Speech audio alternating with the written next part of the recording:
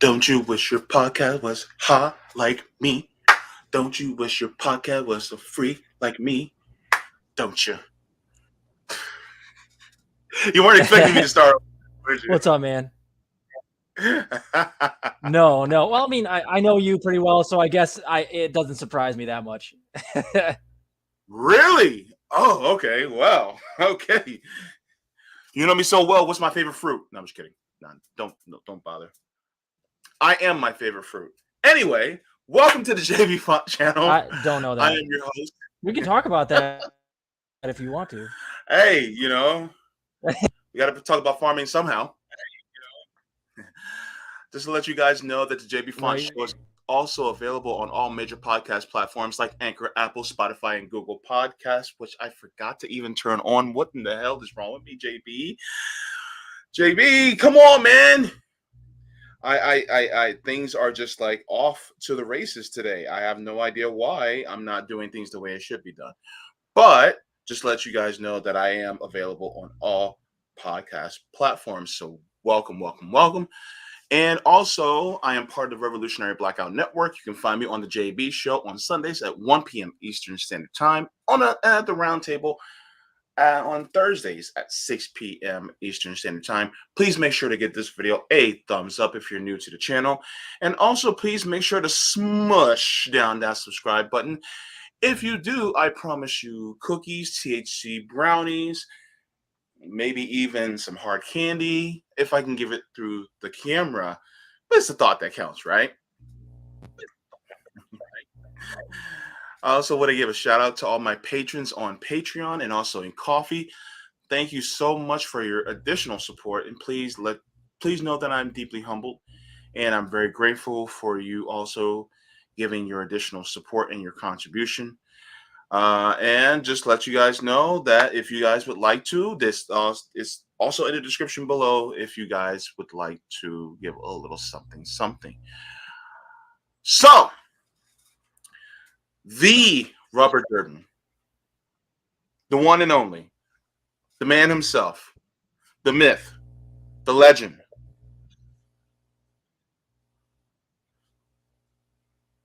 thank you for having me, man. Really appreciate it. Yep, he is the host of Political Fight Club (PFC), as well as a member of the Indie News Network, as well as he is a prolific commentator on the political spectrum that we know is a clusterfuck. That it's just it is right. Yeah, it's tough out there nowadays. It's borderline like lately it feels like I've gone crazy between possible World War III and protests breaking out everywhere and Joe Biden making things infinitely worse in every way possible.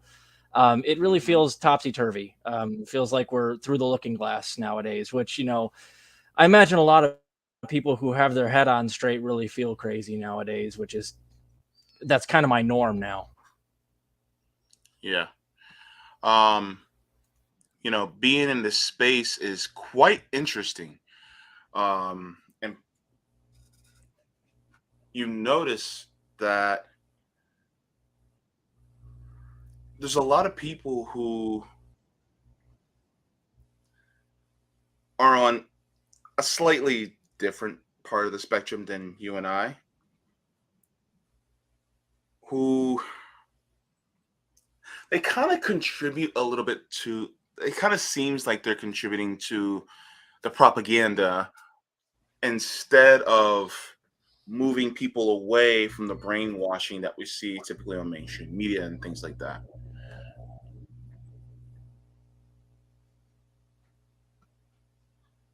Yeah, 100%. Particularly lately, it's a bit of a mask off moment, I think, for these people who I kind of label as like boutique leftists. They tend to be anti imperialist in their rhetoric, but then when the rubber meets the road, you see them all for us like getting into World War III to defend Ukraine. Hmm. You also saw this with the trucker convoy. That was the other big mask off moment, I think, lately, where people will claim that they're for working class uprisings. But then when something like that actually happens and they do a protest that's effective, that's anti mandates, by the way, that's what they were protesting for up in Ottawa. I got you. A lot of these people suddenly will pick out little fringe groups that happen to be present there and try to blow it up as if it's like Charlottesville. They want to falsely equate what was going on with the trucker convoy with, like, a whole bunch of white supremacists with tiki torches chanting the Jews will not replace us in the middle of the night while defending a Confederate monument. And those are not the same thing. And those people, I think, are kind of showing their true colors. I don't know what their real plan is. If they really want a worker uprising, do they think that like the lefties are just going to coalesce and it's going to be all lefties that all believe exactly the same thing are going to create this movement? I haven't Yeah. seen that. I don't think that's the way it's going to be. I think it's more likely that we as lefties need to be cognizant of any worker uprising that comes along and contribute to it and be behind it and stand in solidarity with it, rather than counting on us to conjure up by ourselves a movement. So I think those people have kind of shown their hand a little bit. Hmm. It doesn't mean I can't work with them, but those are some things that have been a little bit of, I would say, a mask off moment, at least over the last like month to 6 weeks. And I hope those people can see reason, because I don't really think we're going to be able to, just as lefties who all agree on exactly the same things, are going to be able to conjure up an actual grassroots movement. We have to be inclusive of all workers of all shapes and sizes and ideologies and all parts of the spectrum. So, but the thing is, that there is utility in what's happened. We've been fighting amongst ourselves a little bit, but I think we now have seen that there are some people that disagree with us. You and me, JB, they tend to be a little bit more imperialistic, and they're Hmm. not as for a worker uprising as they may seem rhetorically. Hmm. Well, you seem to have the focus more on worker solidarity while being able to convince people on the other side uh, of the argument as far as leftism. And that actually brings me to my first question. Now, you are a political commentator and also you are a doctor. Can you give us a brief summary on how you got into this independent media space? How did you get into that? Yeah, I'm a doctor of chiropractic, so I have a bachelor's degree that's just pre-med, and then I went to chiropractic school in Iowa, and I lost my job. I graduated in 2015, and then I lost my job at the beginning of COVID. I actually worked through about 8 months or 9 months of COVID, and then I lost my job. So I was kind of coasting. I was looking for a way to basically make an impact since I had some time off. And I do a lot of writing. I write satire and horror stories and stuff like that. So I've written a few books that haven't been published, but I'm working on editing them right now. And I was looking for something to just kind of like take up my time and help me make an impact. So what I decided to do was just start yelling into a microphone how I normally would at my house as I'm walking around grumbling to myself about politics and the things I dislike. I decided to start doing that with my iPhone in front of me. And as it turns out, people actually liked it, and it grew much more than I thought it would. I thought it was just something I was kind of doing for my own fun and therapy, but then a lot of people liked it, so I kind of got into doing it daily. And Yeah. yeah, for over a year, I was jobless. I only recently got another job, and I put up like 600 episodes in that time. And basically, all I was doing is just trying to do the news as objectively as I saw fit. As objectively as I could. I mean, and I also make jokes along the way, as you know. I'll kind of like I'll razz certain other YouTubers or particularly politicians and Joe Biden. Nobody goes after Joe Biden more than I do. So over the last year or so, I've kind of cataloged a lot of the missteps that the Democratic Party has made. That's kind of my Mhm. spiel, is I go after the Democratic Party right now because they're in power, and I've kind of picked out the squad a couple of times for missed votes that they flubbed, um, nonsense rhetoric that they put out on Twitter, stuff like that. So I got into it basically because I had nothing better to do, and I became kind of addicted to it. And now it's just kind of like my therapy. Like when I have 10 minutes to spare if I have something to say, I'll just go in my basement and yell into my iPhone. Mhm. What radicalized you? That's a good question, and I know you've asked this to a lot of people. For me, it was Bernie Sanders dropping out this last time and not getting any concessions. And then Hmm. what really sent me over the edge was the flubbed force the vote.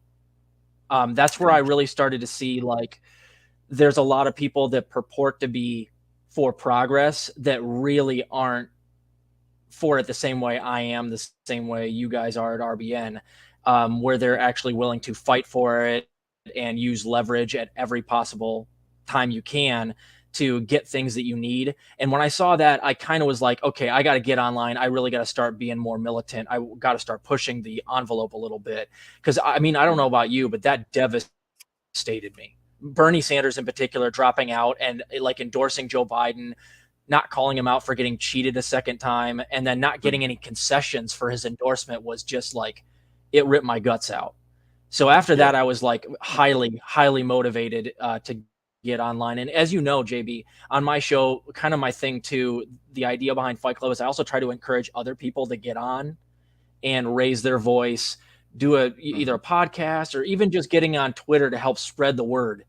So, because there's strength in numbers. I really wanted to try to encourage other people to do what I did, and believe it or not, there are some people that did, and they're telling me that it does feel good. It is kind of like their therapy, same as it's my therapy. It feels good to get on and actually help us kind of push the envelope forward. So yeah, Bernie really, him dropping out this last time was probably the first domino. Yeah. Yeah. Thank you so much for that. Yeah, for a lot of people, it was a huge amount of frustration, and it was kind of a revealing moment as to the psyche of who he is. And so we got to the point where we it was almost like it's like that moment when you're a teenager and then you look at your parents and you're like, wow, you guys are really fucked up. Yeah, right. Even if you have a great relationship with them, you're just like, oh my God. So you're not as perfect as I used to think you were when I was a kid. And so there's a lot of us that have that huge amount of disappointment because of it. But at the same time, a lot of us grew past him. So we were like this far on the left. Bernie was here when he first started, his message years ago. We moved right here, and then we start to move a little bit past him, but then he ran again, and we were like, okay. And then when he dropped out and started supporting Biden, we started going further and further and further and further and further until there was a huge gulf between us. And now a lot of us are like, was Bernie even that radical? Like Bernie's Bernie's not radical at all to us anymore. Bernie is milk toast to us, to a lot of us. It's wild how that transition has happened to those of us who were in the movement. You know what I mean? Yeah, absolutely. And a lot of that has to do, I think, with us moving left, but also I think Bernie wasn't quite the person that he seemed out on the campaign trail. We've seen Mhm. him since he has a position of power. He's the head Yeah. of the Senate Budget Committee, and he even indicated, kind of tongue in cheek, on the campaign trail for Biden that if he got elected, Biden, that Yeah. Bernie would then be, in a position where he could maybe hold up the military budget or do some things in the Senate. He has not done that. And even recently, his rhetoric has been very pro, like, imperialism. He's been on the side of, well, let's demonize the living heck out of Vladimir Putin, which I'm not saying Putin's a good guy. But he's, again, kind of beating the war drums in a way that I never thought Bernie on the campaign trail would ever do. Yeah. So, I've even talked to other lefty YouTubers about this. Franco, I was on his show talking to him about this. Bernie just may not quite be as strong a lefty as we all kind of thought he was, or as he seemed rhetorically the last two election cycles. So, had he even been elected, I'm not entirely sure he would have gotten a lot done. I think that he's a lot of bark and absolutely no bite, and even his bark isn't that good anymore. So it's tough to accept. But as a person that's pretty objective on this stuff, I just kind of let him go. And Yeah. it also kind of killed my faith in electoral politics in general, which is a good thing. I think we need to move past that. I think this is all proof that the Democratic Party is a graveyard if you're progressive trying to get things done. I think you have to operate outside the duopoly and mostly outside of electoral politics entirely. Mhm. First of all, I want to say, hey, Sabby Sabs, happy birthday, Sabby. It's so good to see you on your Hi, birthday Savvy. today. You decided to come out and join me. Um, One of the things that you touched on was about electoral politics, and this is something that I've been thinking about. And I think a lot of us, like particularly you, people at RBN, people at Mikasa Sukasa, people at Harlan's Media, a lot of us are getting to the point right now where we're realizing that electoral politics is pushed so much because they know that that it is less effective at pushing for policy than direct action. And what do I mean? Direct action is the power. So electoral politics, if you take electoral politics and see it as a hammer, that hammer really has no power if you just sit it on the table. What puts the power behind it is actual direct action, which would be the muscle that you have in your arm to drive that hammer to put that nail, which is the politician, into the wall. The problem is that they're saying, "Oh, all you need is a hammer. You don't need any arms." And we're like, "What the fuck do you mean we don't need arms? We need arms in order to drive the hammer, to drive the nail into the wall." But the problem is that we're constantly told we don't need arms. And so because of that, then this is one of the reasons why shit doesn't get done. Nails that don't get driven into the wall because they disarmed us. See how I did that there? They Yeah, disarmed us and made it so that, oh, well, you know what? All you guys need to do is just vote. It's like, yeah, I got 1,000 hammers in here and no arms. And you're expecting me to drive these nails into the wall with nothing. It's like, yeah, I got the hammer, but I don't got any arms to drive it in. So that's what it feels like. And now the fact that we are arming ourselves by doing more direct action, it is now a threat. And now they're saying, "Oh, well, we gotta make some more laws for protests because these people we can't have them out there in the streets like the way they are." And there was a big scare during the George Floyd protests because they realized those arms came back. And they were like, "Holy shit, we cannot allow these people to have this direct action arm to drive us." So guess what? What did Ron DeSantis do? And here in Florida, tried to make it, he's trying to make it more illegal to do any type of protesting. They got the police out there in the streets. So I bring all that back to when you said that you were kind of glad that you have less faith in electoral politics because it's making you wake up, as well as me and many others, to the realization that we got to get behind the true power that is direct action that can drive electoral politics, that can drive these politicians to do what we want, no matter who they are. They can be progressive, they can be in a GOP. If they're scared of you, they will do whatever the fuck you say. And that's one of the reasons why I think direct action is most sorely needed. well, if I may further your wonderful analogy, I think you nailed it, JB.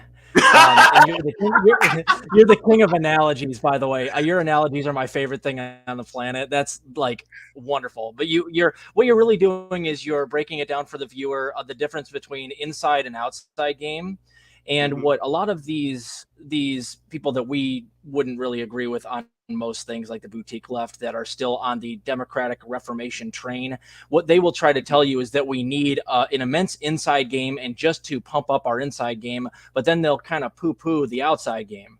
I yeah, tend to agree that we need an inside game, but the outside game has to be much stronger to force the inside game to run.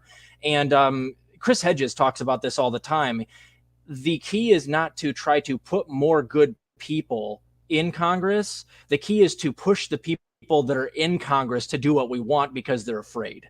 So I don't think that, if any and if any Justice Democrats get elected, it will not be very many. I'm not sure that any of them are going to get elected in the upcoming midterms.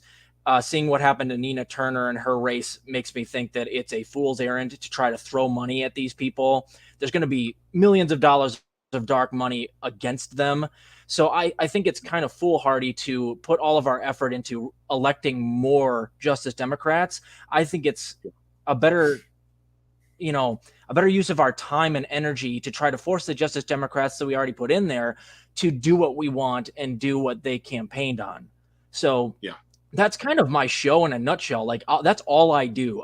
My entire like shtick for the last 13 months has been trying to force big channels that helped get the squad elected to try to Mhm, take their donation money away, get people like TYT, and you know who I'm talking about, get them to come out on their channels and be like, listen, until the squad does A, B, C, or D, we're not going to encourage our viewers to donate to them or vote for them. And I've also mhm, tried to kind of go after the squad themselves at every missed opportunity to try yeah, to pressure them.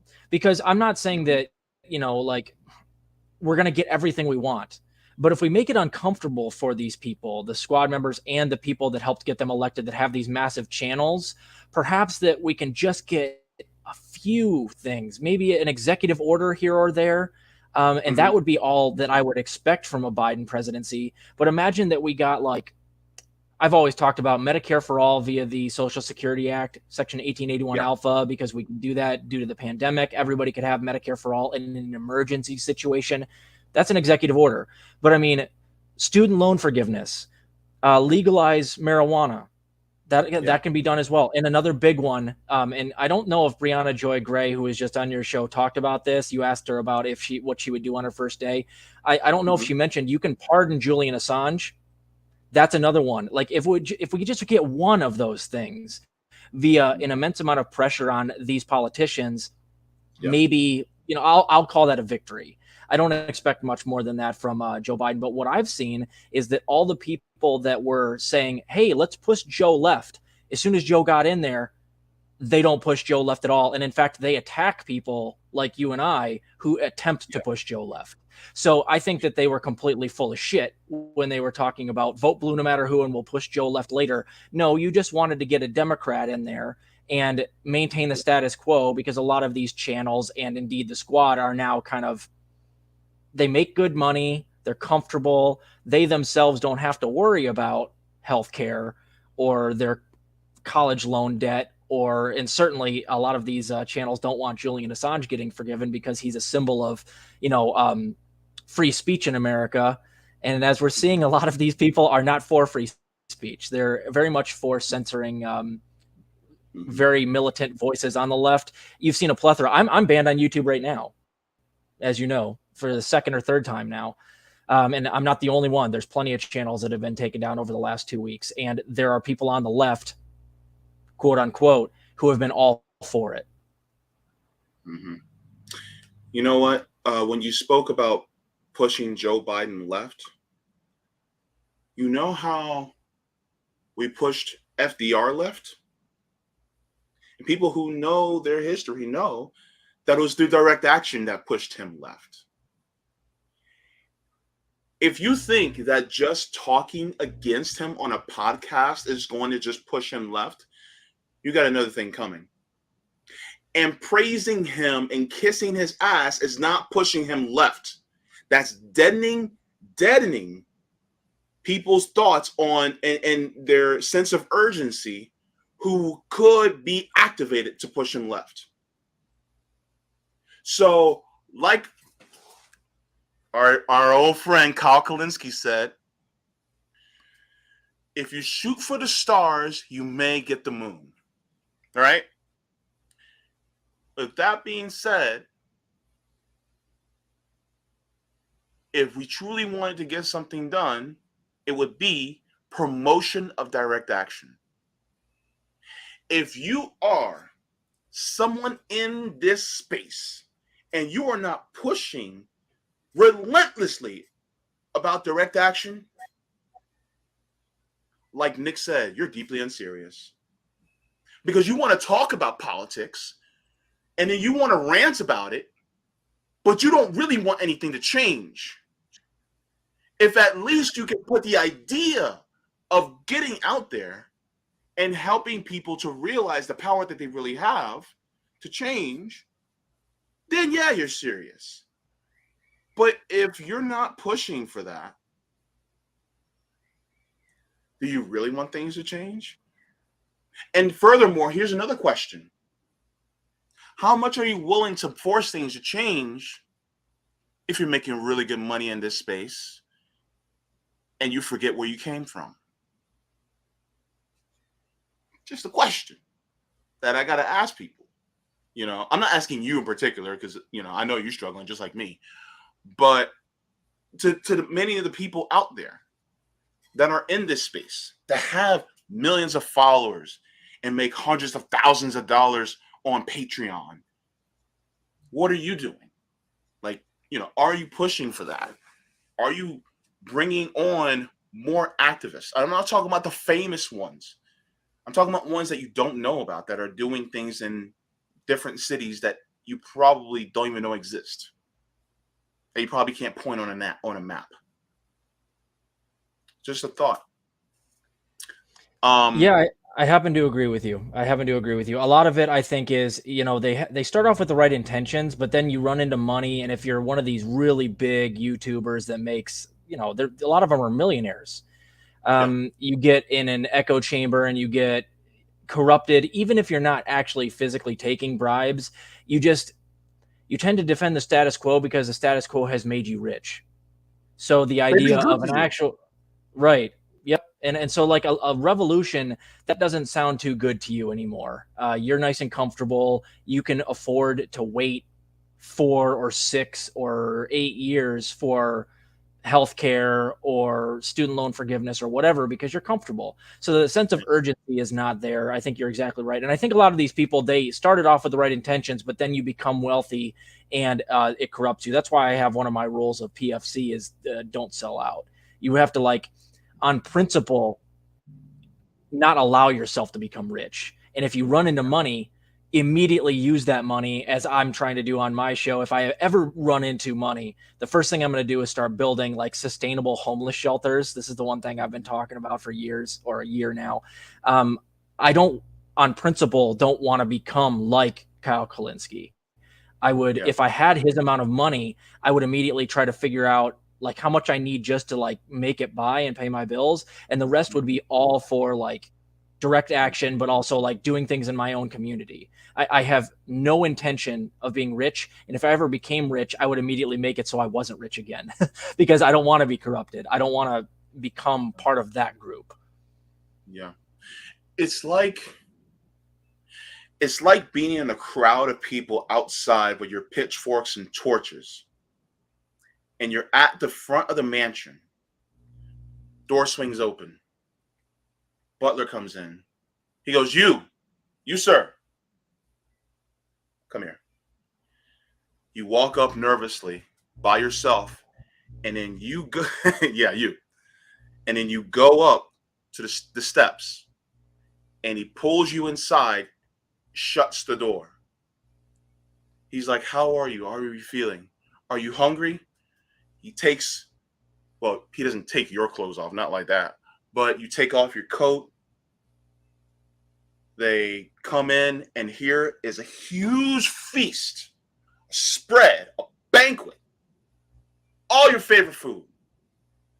They have you sit down, and the owner of the home goes, "Look, I know you're suffering. I know things are hard, but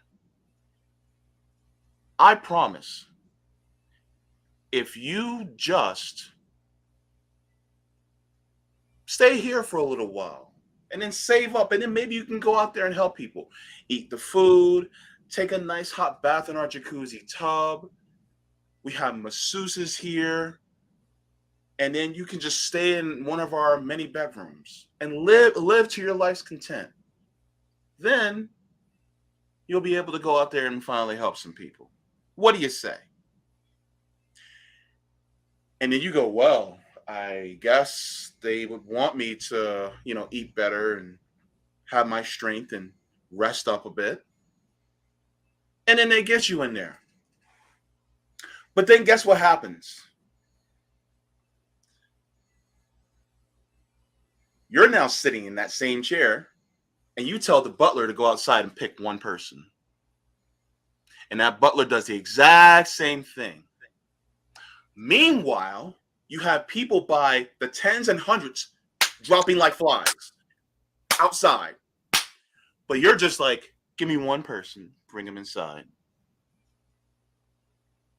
And you see the people dropping like flies by the hundreds, but every single time, bring one person in, bring them inside. If you're the person that goes inside and decides to stay inside, are you truly helping the people out there? Where has your sense of urgency gone? Because if you lost it, you need to get it back. Because we're dying by the thousands. We're dropping like flies. And we're sick and tired of sending one of you in to do shit, to only come out and to grab just one more of us. Because we can't afford it. We need you to bust that door open and say, "Everybody come in." But nobody's willing to do it. Yeah, and I think to a large extent, by the way, another stellar analogy. You're talking about AOC Inc. What they do is, I think they start off with good intentions, but then they get lured in, and it's not just direct bribes. It's they get introduced to a world where, like, they can go to fancy parties and Met galas, and they can virtue signal by wearing a dress that says "tax the rich." But then behind closed doors, are they really any different than Nancy Pelosi? I don't think that they really are. They have the veneer of progressivism. Yeah. And I think that the establishment actually uses them as tools that way to nerf actual progressive ideology, but also movements, because they go, "Hey, don't you worry. Things are getting done because we have a couple progressives in the House with us. And don't you worry, they're fighting. They're getting you things." And then they'll go out and tweet, and their rhetoric is good. But then the results that are produced don't match the rhetoric at all. I don't know if you saw recently, but AOC was recently tweeting about how, I think it was like the Biden administration is allowing people to become homeless. And a couple of people tore her a new one on Twitter, because it's like, didn't you and Cory Bush like go out there and put on that fake protest to get the eviction moratorium extended? You got a whole bunch of photos taken, and you gave everybody the idea that you were fighting, even though you had a protest that you didn't promote in the middle of the night on the day before the eviction moratorium ended, with just a bunch of your staffers instead of 10,000 people that you could have easily gotten just promoting it on your Twitter. They got a bunch of pictures taken. It got extended for another month, and then it got shot down again. But they still did a victory lap as if they did something. And then AOC, 6 months later, is going out there on Twitter acting like, "Oh, well, this is such a tragedy." Well, if it's such a tragedy, then why didn't you throw an actual protest? Why did you throw that fake, it was the facade of protest. It's not an actual protest. These people behind closed doors are doing essentially the same thing that the establishment Democrats are doing. They're just slightly different in their rhetoric on Twitter and whatever. And it's getting a little bit old. People are seeing through it. I don't know if you've seen, but basically every time any of the squad tweets something, virtue signaling on Twitter, they immediately get dragged. And it's good because they have literally done nothing. Pramila Jayapal gave Joe Biden an A like a year ago for his performance. I wonder if she would still stick to that. These people aren't really fighting for us. They go into the house, like you say, and they get introduced to the good food and the nice fancy clothes and the lifestyle. And the deal is from Nancy Pelosi to them is, listen, you're going to go out there and you're going to tweet like you're doing stuff, and you're going to give the veneer of progressives fighting in the House and in the Senate. But we all know behind closed doors what team you're on. And if you decide to fight against me, all of this that I've just given you is gone. We're going to make your life hell. The mainstream media is going to tear you a new one. Every time you say something progressive, every time you challenge the elites, you're going to get shredded, and everybody's going to hate you at work. And we're just going to ruin your life the way they did to Ralph Nader and among many other people. Yeah. So the deal is like, you can either have the nice, comfy lifestyle and pretend like you're fighting. And if you actually fight, we'll destroy you. And it's really sad. That means you really need a very strong person to go in there. And I don't know if that person exists. I don't think that anybody can go in there and resist that much. Yeah. AOC went in there like, ooh, I'm going to a fancy party. We're going to wear a dress called Text the Rich, Yeah, right. And you can tell she loves it. She didn't get bought out by them just throwing money at her. They just go, hey, listen, you can be like a celebrity princess. Yeah. We'll put you on the cover of magazines. We'll promote you. We'll say that you're doing a good job. We'll say that you're very effective in Congress, and we won't demonize you whatsoever. And then behind closed doors, you do exactly what we say. That's, I think, what happened. And it was an easy decision for her because I think she wants that. She likes the notoriety and the fame and all the cameras on her and stuff like that. And she wasn't strong enough to tell them to go fuck themselves. Yeah. What I think we're getting to learn now is we don't necessarily need anybody strong. It's good to have somebody more sympathetic, but all we got to do is scare them. Exactly. That's all we really have to do. And that has to be the game plan, I think. The stronger the outside game gets and the more kind of aggressive it gets in its rhetoric towards these people, I think that they will start thinking twice. But we have to hit them in their pocketbooks, meaning don't allow them to get as many donations. That means cancel your donations, which I have. I will never donate to another Justice Democrat until I see Medicare for All vote, some sort of fight in Congress. I will never do that. If we all did that together, and then also, like, as a huge entity, indie left media, we're like united in demonizing them for not doing anything, then maybe they start thinking twice. But right now they have the mainstream media backing them up, promoting them, and they're doing just fine with their donations because not enough of us have actually stopped donating to them. A lot of people are still living in La La Land where they're donating to AOC and, Rashida Tlaib and Ilhan Omar. And so they haven't really been threatened when it comes to maybe losing their seat. Yeah. And unfortunately, I don't know if that's going to happen in the future. We're pretty divided on the left when it comes to like neglecting the squad and, in fact, Democrats, our votes and our donation money. It's only, you, me, and a handful of other channels that are really pushing for that. So I don't know if there's any reason for the squad to actually change what they've been doing.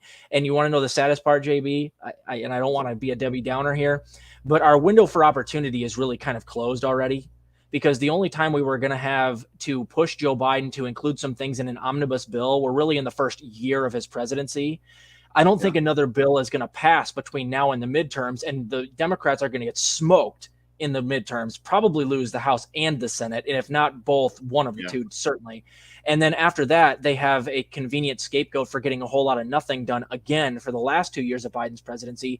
And I think, honestly, you're looking at a Republican majority for like 4 to 6 years. So I think that our window of opportunity is more or less closed.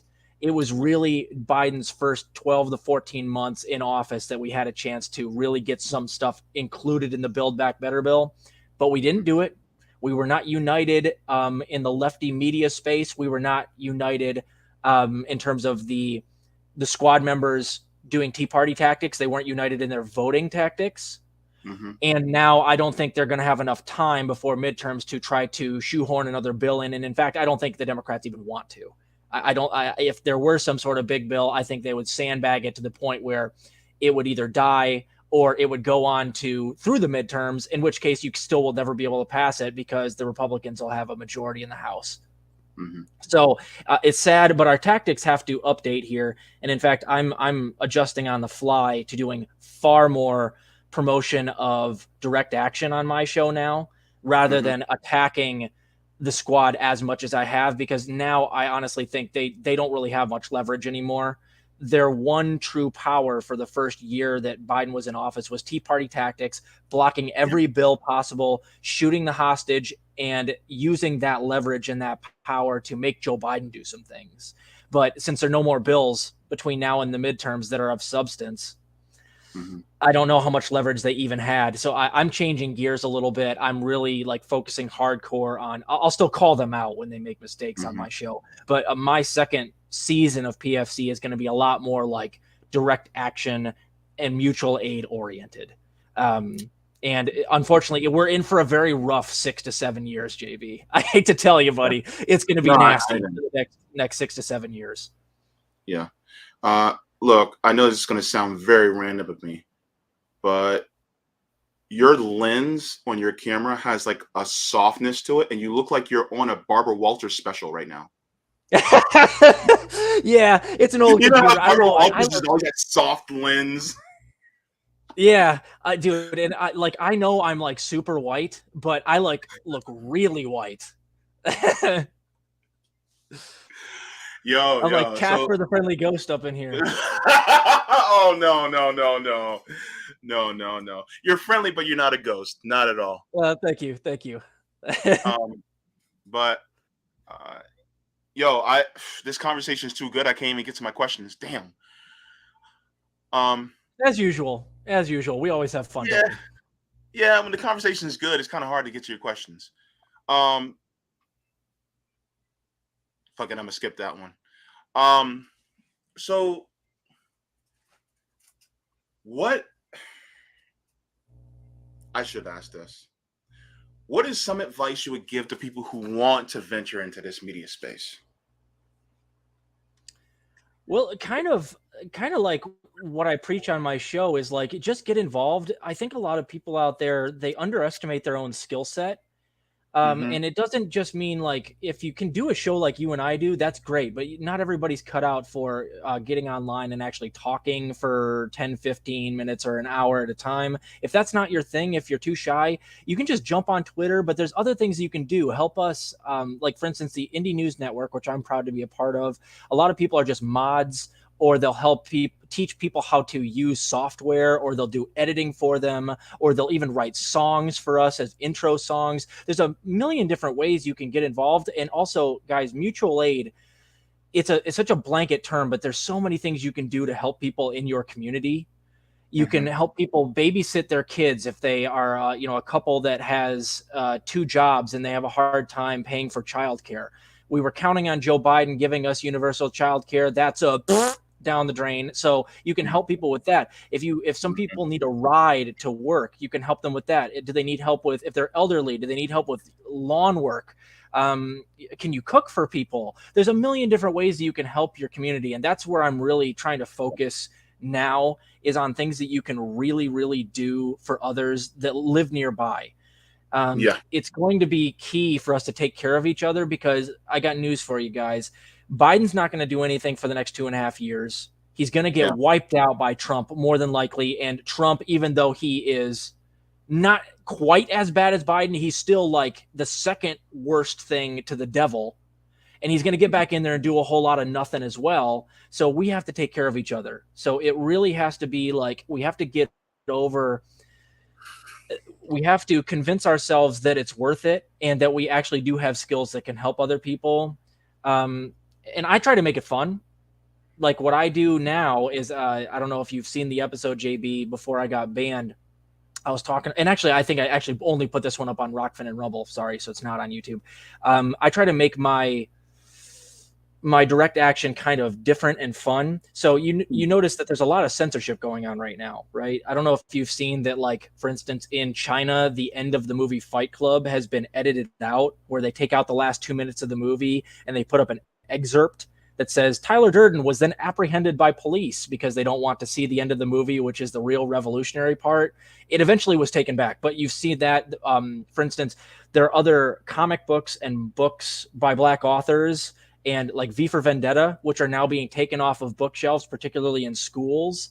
So what I decided to do was, once I heard about a bunch of these books being censored and people trying to take them off of bookshelves, I immediately went out and took what little money I was getting from Patreon and bought a stack of used books of all of the ones that I think are going to be censored here in the future. I got a lot of Fight Club, V for Vendetta, To Kill a Mockingbird, The Bluest Eye, I Know Now Why, The Cageburg Sings by Maya Angelou, a whole bunch of them. I got 30 of them, and I'm going to keep doing it. And what I did is I laminated a note that I put on the inside of all the books and turned them into pay it forward books, where I hand them out to a bunch of my friends and say, listen, you read this book, and then the idea is it should never end up on a bookshelf ever. It's public property now, and you have to give it to somebody else and give them the same instructions, tell them to read it, and then give it to somebody else who they think needs to read it. And that way, all of these books that are going to be censored here in the future, pretty much guaranteed, are now circulating through my hometown in enormous numbers. And then I also put at the bottom of the laminated note, here's the address of the library. Go downtown. If you don't know anybody that you can give it to that wouldn't read it, go donate it to the bookstore in the basement of the library. And I go by there every 2 weeks and rebuy them and then redistribute them again. So they always come back to me, or they're circulating. So like, that's just me, man. Like, I try to do little things. It didn't cost me much. I think it's fun, and it's a way for me to like personally fight censorship in my own unique creative way. But there's a bunch of different ways you can do that, and throw a monkey wrench into the system, guys. Be creative, have some fun out there. That's, PFC ideology. I also got a bunch of movies that are going to be censored here pretty soon. V for Vendetta, Fight Club are two of them. And I made a deal with a bunch of managers of local movie theaters. And I made a deal with them that they'll allow me a movie theater twice a month to go show all of them, 2 at a time, all summer long. So I have 20 movies picked out, and we're doing a big like Movies for Mayhem marathon, where I'm just inviting people to come watch these movies for free, and I'm providing the snacks and maybe even some booze and stuff like that. So those are just 2 of my little projects on the side. Be creative, guys. There's a million different ways you can get involved and help. Oh yeah, that's great. Okay, that's what I'm talking about. Ooh. Here, the idea guy got some good ideas. Okay. Yeah, and if a whole bunch of people do it, like I'm just doing it in my town. Yeah, right. I'm just doing it in my town, but like I can be responsible for my community in my town fighting censorship in my own weird way. But if 10 or 15 or 20 or 100 other people do something similar in their towns, then suddenly we've got like an anti-censorship like defense mechanism. And it's fun. It really is. I'm looking forward to it, quite frankly. The people that I talk to at the movie theaters are also looking forward to it. They think it's a great idea. They themselves are going to be attending. So it's going to be a lot of fun, and we will have some drinks. Robert Durden will be at those movie theaters. I'm going to have people come that know me from my show. We're going to come, and we're going to hang out, shake hands, fist bump, have some snacks, and fight the establishment our own way. Nice. I like that. Thank you so much for that. That's great. Now, all right, so here comes one of the questions. Hypothetical question. There's a President Robert Durden of the United States. It's January 20th, your inauguration day. What are the first 3 actions you're taking as president within your first 100 days? Well, let's start off by my first action would be to do a speech where my first words are going to be, my fellow Americans, they're about to cut off this transmission, and they're probably going to suicide me. And if it doesn't get cut right then and there, I'm going to explain to them, here's what we're going to do. I'm going to do some executive orders here in a second, but before that, I need your guys' help. I need 50,000 people outside of the White House right now to protest with me. And after this speech, I will meet you out there at a podium and we're going to rally. We're going to, like, you basically throw an enormous protest outside of the White House to flex on them, just to show them our numbers. And then if you're talking specifically what I would do as far as executive orders, which they would almost certainly have me killed for, would be what I just kind of mentioned. Section 1881 alpha of the Social Security Act can be used to give Medicare for all to everybody during a pandemic. That'd be priority number one. Forgive all student loan debt and make, that would lead to free college. Legalizing marijuana and releasing all of the people afterwards that have been jailed for nonviolent drug offenses. That would be hundreds of thousands of people would be out of jail. I think about 400,000 people would be out of jail because of that. And then the other one, and this is a big one, and this is the one that would really get me in trouble, is I would pardon Julian Assange and not just pardon him. I'd probably figure out a way to give him a medal, like give him a ceremony and drop all charges and make sure that he understands that he's a hero, reinstate him, make sure that he can get back to work at WikiLeaks. And of course, I was also pardon Ed Snowden, all the whistleblowers. Those are the four main things that I would do. And before I go beyond your three too much, the other thing that's important to know right now, Lee Camp wrote about this. As the executive, you can actually change the rules based around the red button for launching nukes in the United States. Right now, you only need the president to do it, but the president can change the rules so that, for instance, it doesn't just take the president. You also have to get like the approval of the Speaker of the House and the Senate Majority Leader, and all of them would have like their own button, meaning you need all of them to do it. That would be a good thing to do immediately because, as we know, Trump is going to end up back in office. If you really want to make sure that that crazy buffoon doesn't have the sole power over that red button, that would be something I would do immediately. That's important now, especially with, what's going on in Ukraine. You can do that unilaterally as the president. So that would be another one that's important that almost nobody's talked about. I would definitely do that as well. That's great. By the way, you were wrong by a few days.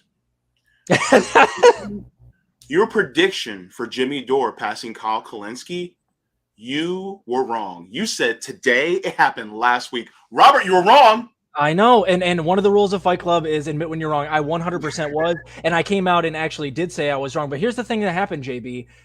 The reason that they were actually on pace, I was following Jimmy Dore was chasing Kyle Kalinske in subs. Jimmy was on pace. He was putting on about 1,000 subs a day for like 40 days in a row. It was nasty. He was on a tear. And I predicted that he would pass Kyle Kalinske on March 7th or 8th. Similar, Russell Brand was chasing TYT and putting on about 10,000 subs a day. And he was also on pace when I made that video to pass TYT on March 8th. Now, Russell Brand has passed TYT today. Today? He's tied. Yes, he's tied. So I was exactly right on Russell. But here's the thing. Russell Brand had Jimmy Dore on his show 5 or 6 days ago. And so Jimmy has been putting on 4,000 subs a day because of the boost that Russell gave him. So Russell basically, it was like they're both on a breakaway, 2-on-0 in basketball, and Russell's got the ball and he could dunk it, but instead he alley-oops it off the backboard for Jimmy to come in and windmill dunk. So the only reason that I was wrong is because Russell boosted Jimmy so well on his show. And it makes me so happy if you look right now. 2 hours of... Oh, sorry, I heard something. If you look at Jimmy's subs now, he's up on Kalinske by like 15,000 subs because his pace went up because of Russell Brand. Okay, so Russell Brand is about 10,000 subs behind TYT. Is he? And that's his pace for a single day, and it has been for the last 45 days or so. So by the end of the day today, especially if he uploads a video that goes a little viral, he will pass TYT today. If not today, it'll be early tomorrow morning, which is great. Tomorrow. He just posted a video about 3 hours ago, and it already has 287,000 views. So really, And Yeah, see, 3 for hours. him, that's actually a little bit slow. I've seen him put up a video that gets like 200,000 views in like an hour before, a couple of times. And a lot of his videos lately have been up in like the 1.3 to 1.5 million range. Whereas, conversely, TYT, if you go look at them, they have 5.17 million subs. Russell has 5.16. Mhm. TYT averages something like 50,000, 100,000 on a hot day for a video. They very rarely break 120,000.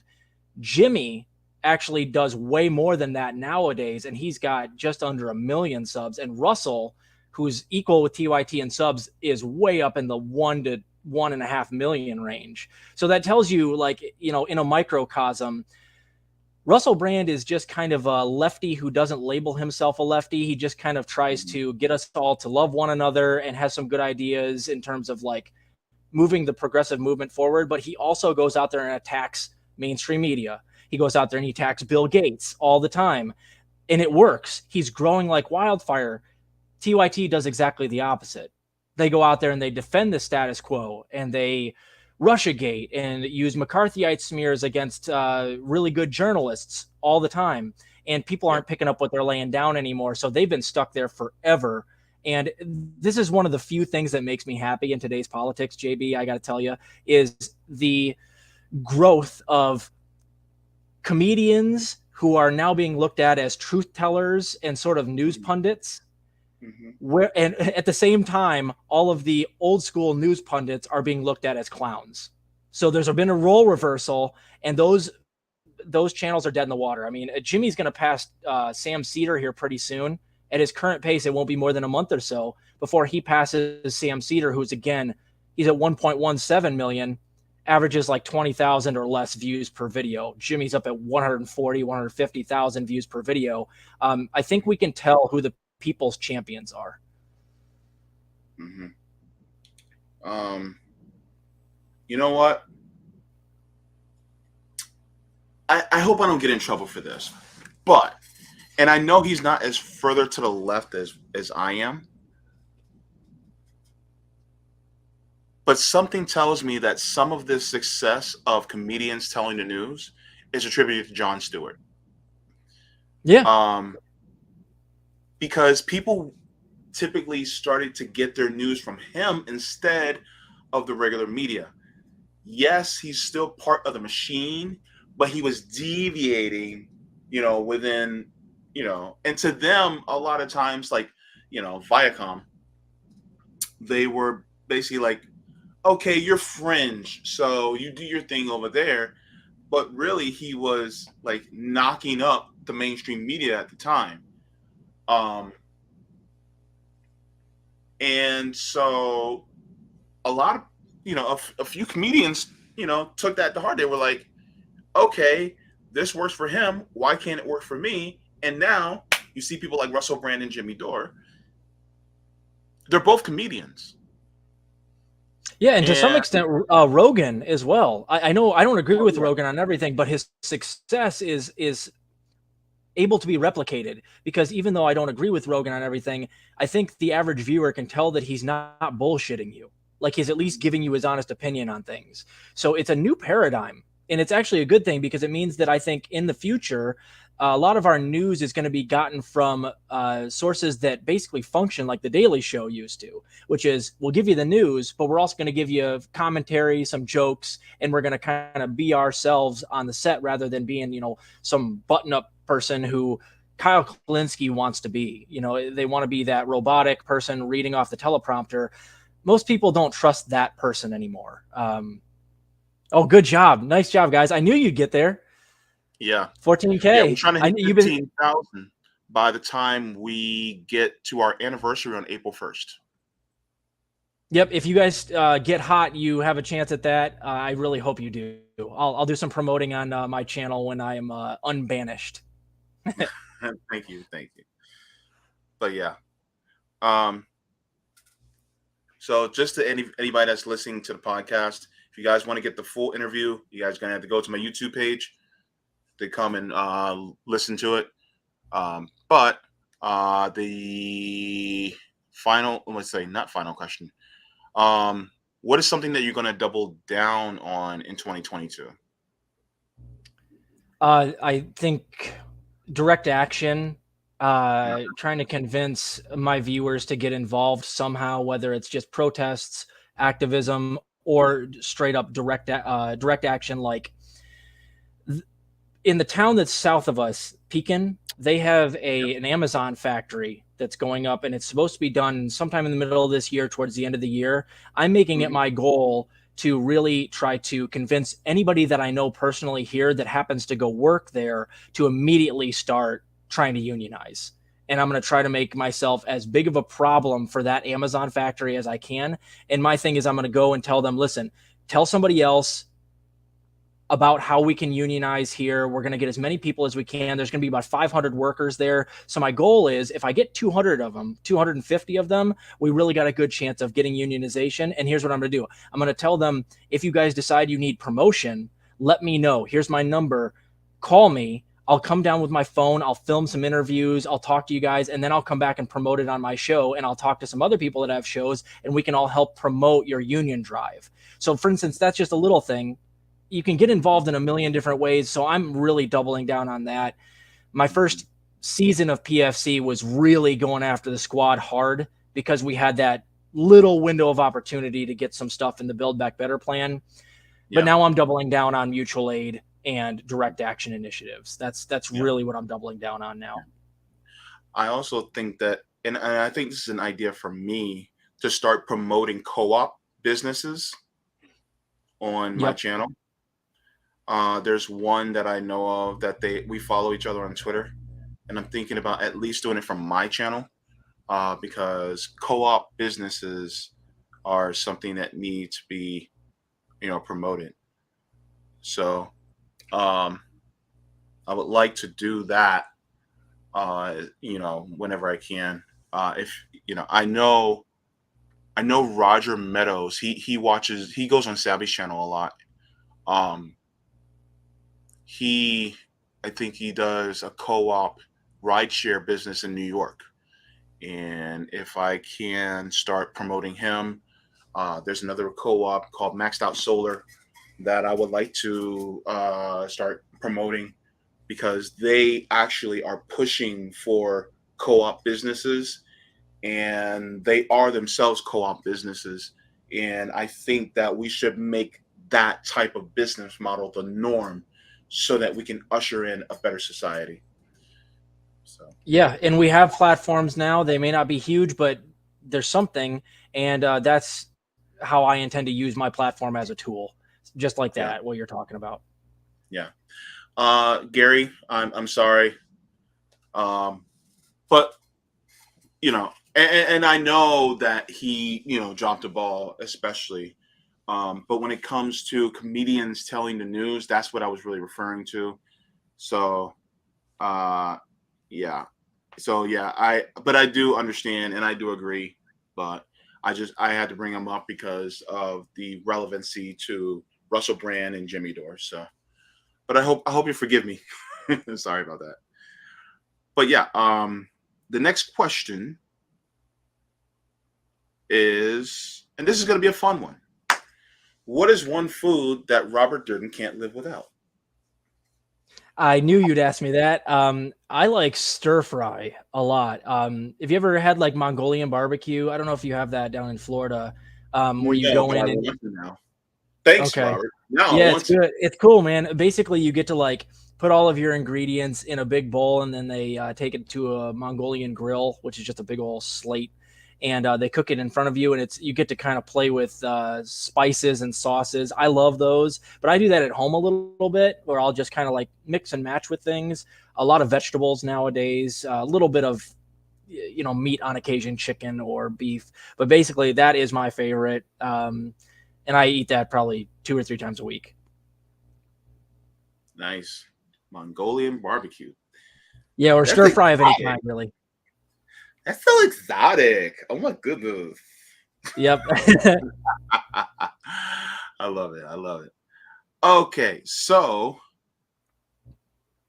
what is your favorite curse word? Oh yeah. You always ask people this too, right? Yeah, I have two. It's tied. I like dipshit and fuck knuckle, which, as you know, Ooh. are my two pet names for Kalinsky and Joe Biden, respectively. Dipshit and fuck knuckle. I'm even gonna maybe eventually write a graphic novel, The Adventures of Dipshit and Fuck Knuckle, which is basically, Joe Biden, who his superpower, as we know, is walking around and farting in front of royalty, and then his trusty sidekick, Dipshit, aka Kyle Kalinske, his superpower is just telling Joe Biden, fuck knuckle, exactly how awesome he is for farting in front of royalty, which Kyle Kalinske actually did earlier this year, which is why I say it. Now I'm not really going to do that. And if I may, I'm going to go off on a tangent here real briefly. I think that Max Blumenthal deserves some credit for coming up with the best combination curse word of the year. I don't know if you remember when he was out protesting in front of Congress earlier this year, and somebody came up behind him from the State Department, and he turned around and goes, "What's up, you bootlicking ass punk?" So my favorite thing about that is that bootlicking ass in this case is actually a descriptor. It's an adjective, and it works super well for any other curse words as a descriptor. Like you could be like, "You bootlicking ass," or "bootlicking ass shit," or "bootlicking ass bastard." It works with everything. I wish we could meme that out. I want t-shirts made. It works so well with everything, and I laughed so hard I actually did a video on that. So I got to give Max some credit. I thought that was amazing. Bootlicking ass as an adjective is genius. I love it. Yeah. Uh okay. The One of my favorite phrases was something that was created by white people that I absolutely love. And it's newsflash, dipshit. I love that phrase. Yeah, yeah. Yo, that was this whole is amazing. I'm just like, I like that. Also, I love no shit Sherlock. Yep, that's a good one too. The part of the Oh, reason I like those two curse words is because there's some sort of like dopamine rush that just comes from saying them. For some reason, they sound like tough words. They're fun to say. Dipshit, fuck knuckle. They feel good rolling off the tongue. yeah, among other things. Yep. JB, I'm not saying anything. Just stop it. We're about to get to something serious. Gosh, why did you agree to come on my show? Jeez Louise, I'm I'm just impossible. happy you're willing to have me, man. A lot of times I get in trouble when I go on other people's shows, and I get them in trouble for being on their show. Yeah, I don't give a fuck about trouble. It's fun getting into trouble. um, okay, so this one's gonna be more somber, more serious. And you know what I'm about to ask, because you watched my show. You're on your deathbed and you're reflecting on your life. What is the one thought that you want people to remember about you? um, that he tried to do the right thing, no matter Mhm. how unpopular it was and how much it was going to get him in trouble. And in a way, in today's society, that means I kind of want to be remembered for being kind of ballsy, like that Mhm. I went out and actually pushed the envelope, and that I, made some people laugh along the way, but that I was always trying to do the right thing, even if I Yeah. was abrasive, because my intentions are not at all, no matter what, to really hurt other people. Even though I do like my roast tracks and diss tracks, my intentions are always to try to convert people and try to get them to, help us out, actually get some things done. And the only people I generally go after on my show are people that I feel like are standing in the way, and I'm trying to expose them. But I would love people to remember me as just somebody that like didn't give a shit and unapologetically tried to do what he thought was right, no matter what. Mhm. Yeah. Gary, I bet you do, Gary. I bet you do. I was. God damn it, JB. What in the hell, man? I need to behave myself. Holy shit. They're gonna take. I'm not even gonna get monetized on this goddamn app. Whatever. It is what it is. You don't need it. Oh, we don't need it. Whatever. Um, so that was, believe it or not, my last question. Yeah, I kind of Uh, figured that's all right, man. If there's anything else you want to talk about, I'm available for a little bit longer anyway. that's cool. Um, hang on, let me go back to the chat really quick.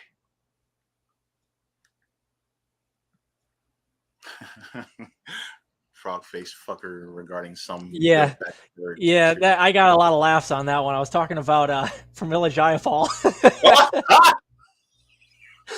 And believe it or not, I didn't even, that was off the cuff. I didn't write that. It just came out, and a lot of people laughed at that. You know me. It's got God. alliteration, which makes it all the funnier. Oh my gosh. And so just so people understand, I wasn't actually just like insulting her looks. In that joke, I'm actually talking about a Halloween party of the elites and what all of the squad members and parts of Congress and other YouTubers that were attending that party, which is a metaphorical party, what they would be dressed as. And I said that Mhm. Pramila Jayapal would be Swamp Thing. So then I called her.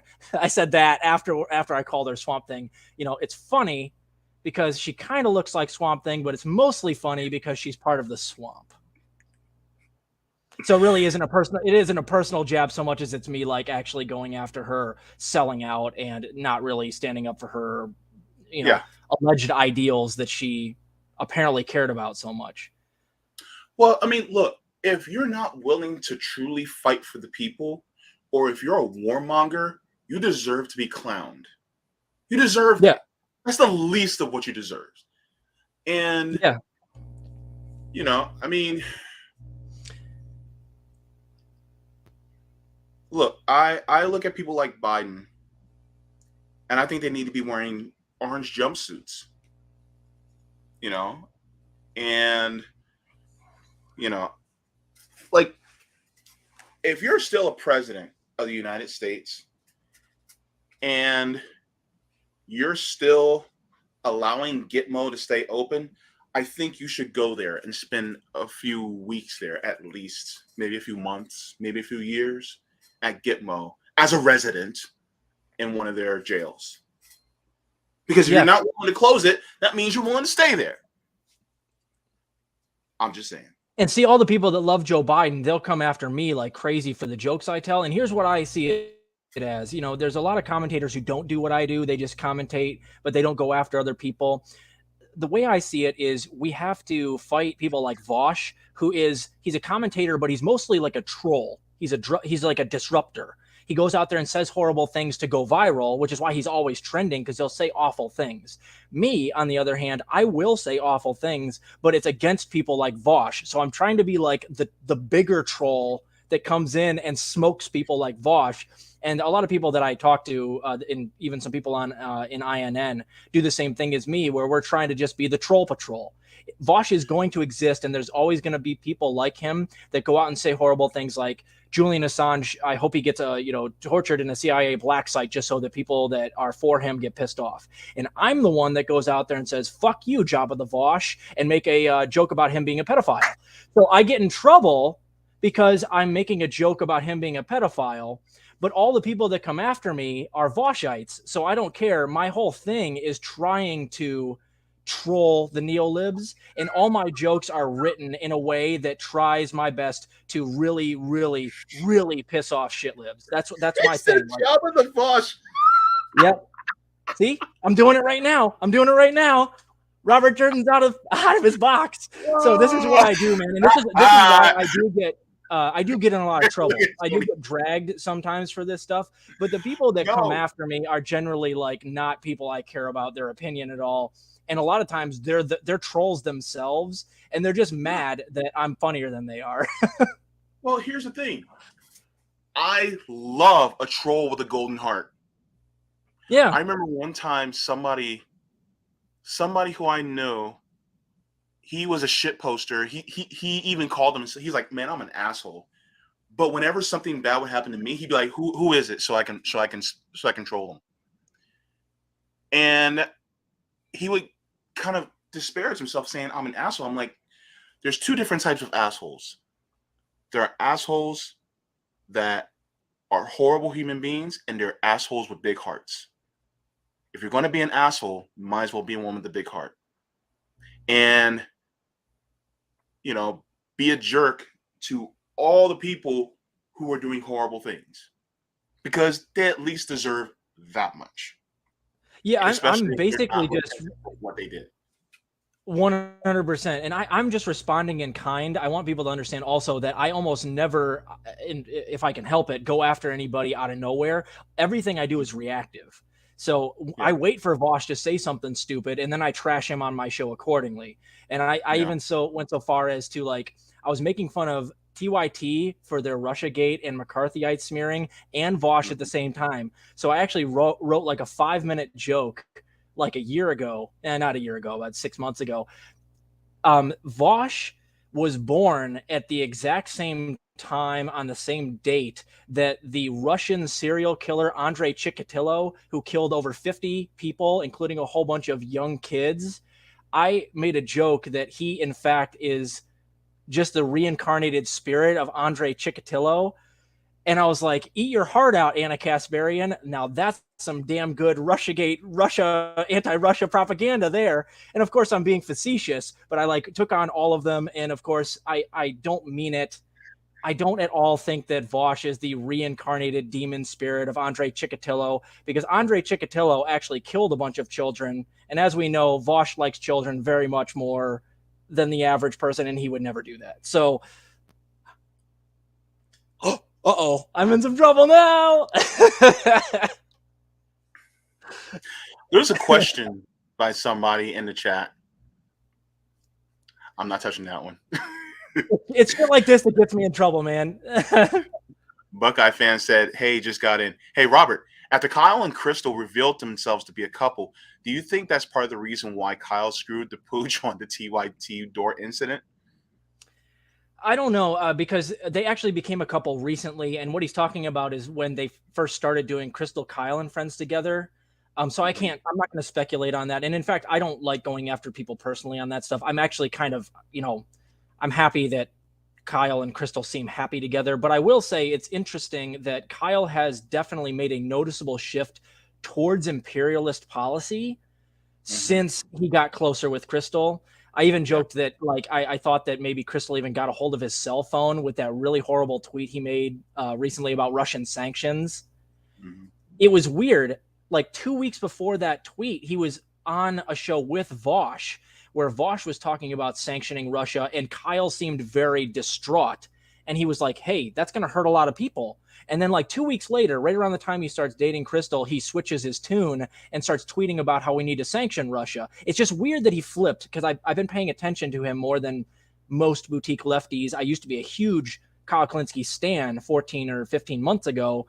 And I have noticed that he's, regardless of what is causing him to do it, he's definitely made a noticeable shift towards imperialism, which is sad to say, Yeah. towards sanctions. And it's sad. I honestly, I made fun of Klinsky a lot this last year.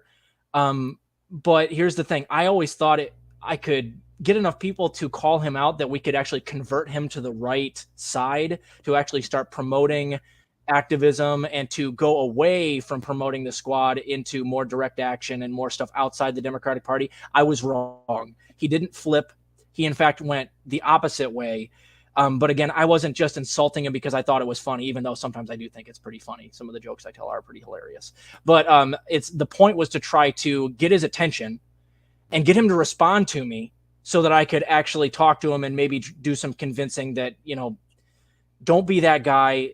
If you're a Justice Democrats founder, which we know Kyle Klinsky is, it would have been massive for him to flip on them and say, Yeah. listen, I founded the Justice Democrats and I myself think they're a failure, which he has said, but go beyond that. Go, I'm actually asking my audience to withhold their donations towards my Justice Democrats until they start doing what I wanted them to do. But instead, he's doubled down, triple down on a whole bunch of different things. He's gone the opposite way. So in a way, Yeah. I did fail, even though it wasn't for lack of trying. Yeah. I got you. I don't want to stay too much on the story between his relationship with him and Crystal because I kind of stay away from that stuff. But yeah, he they outed themselves as a couple on Valentine's Day on Twitter. So just to let you know. So yeah. Yeah, and again, I'm not going to make any jokes about that. I'm Yeah. actually happy for both of them. I want them to be happy. That's fine. Yeah. I'm I'll gonna go hope after it's them on. romantic, so whatever. Yeah, Yeah. man. Like I only go after people on politics. Any stuff Yeah. they say on their show is fair game. Anything they do in their spare time, I don't give a rat's ass. Yeah. Yeah. I go after the politics and ideas. Yep. If you said it on your show, it's fair game for a joke. If it's something you're doing in your spare time, I don't really give a damn. Yeah. Yeah. But I'm at a point right now where I would love to see someone from the old left shift and have a kind of a come to Jesus moment where they're like, you know what, I was wrong, and they start to push for direct action. Hey, they don't even have to have any of us on, but as long as they move in that direction and start to push the idea of more direct action to their very large audience, I would start singing their praises. Like, seriously. Like, could you imagine? I mean, one of the people who I have that I had some hope for was maybe Kyle or maybe Mike Figueredo. And it's like, and they would probably say, "Oh, I believe in direct action," but they don't really push it that much. But if they started to truly push it, like this is the primary means that we need to go by, I would be like, "Hey, man, I'm gonna follow you again, and I would love to have you on my show to talk." Yeah, I would promote them, and I would also apologize publicly if they did that. That's all I want is for them to do that. That's my whole like the whole Yeah, utility of what I do. I would yeah, love that. And not only that, if anybody attacked them after that, I would immediately attack the person attacking them. yeah, I would love nothing more than for Kyle, who I agree, I think was like the closest that we had on the fence to like getting on our side. I'm not sure that it was ever possible to ever convince somebody like TYT. There's others, but I would love that. And in fact, here's the thing. Here's the dirty little secret, JB. If any of them changed their minds, particularly Kyle, and started talking a little bit more like, let's say, Jimmy Dore, his channel would grow. He actually has stunted his own business model because he's sticking with democratic reformationism, and he's always talking about how I'm never going to get to 1 million subs because the algorithm's too mean. Oh yeah, Jimmy Dore breaks the algorithm all the time using leftist ideas, and he gets yeah, angry and he goes out there and calls people out. If Kyle were to flip and do similar to that, or just do it however you want to, but just don't be a sheep herder into the Democratic Party. The dirty little secret is that he would break 1 million subs. People would forgive him and they would watch him a lot more and he would grow. But the reason that he's stunted where he is has nothing to do with him being too lefty or his ideas are too extremist. No, the reason your channel's stunted is because nobody's interested in democratic reformationism anymore. So I implore him, please do that. I will eat my words. I will apologize publicly for everything I've said on my show. And not only that, if anybody goes after him after that, I will go out there and attack them as well. So I would love that. I would love nothing more than to, eat my words and apologize to these people for them adopting what I believe is the yeah, correct strategy for at least leveraging the squad to do something. yeah, But I think they're all too far gone. I've actually stopped watching Kalinsky.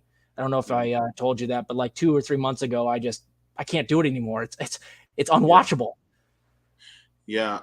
And here's my thing: as a socialist, I do not want to compete with other people in this space. I don't want to do it. I try not to do it. I want to do collaborations and I want to do cooperation. I want to be able to cross pollinate with them and be able to push for more direct means so that we can help the people who we're speaking to on a daily basis.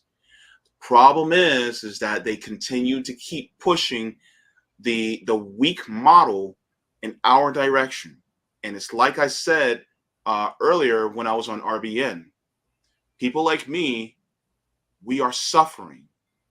We do not have time to tweak around the edges and wait on more Justice Democrats to get into office.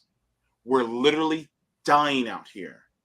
I was telling people my mother's 70 years old and she's trying to get a job because we can't afford things the way they are.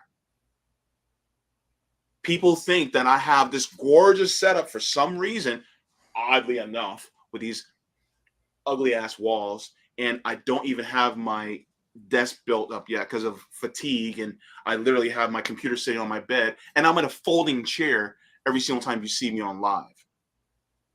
But people don't know that.